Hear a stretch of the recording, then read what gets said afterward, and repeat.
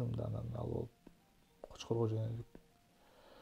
Ошо 1 жыл мурда, мындан 1 жыл мурда ошо декабрдын 17-синде атам каза болгон.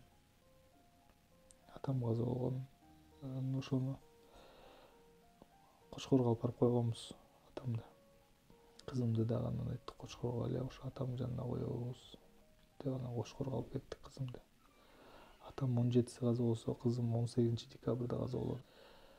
Ошол күнү кечинде кайра Бишкекке жол тартып Бишкекке келдик.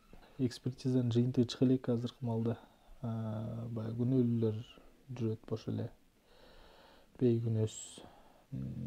Угушум боюнча баягы бири-бирине шылтоолоп атышкан да. Стоматолог айтып аткандыр неме деп. Анестезиолог күнөөлүү депчи. Мен эч кандай укол сайган эмесмин. Анестезиолог кылган. Мен только тишимди арылагам депчи.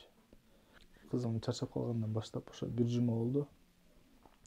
1 жумадан бери бир врач бир камалып, бир өзү даже мындай жоопкерчилигин алган жок да.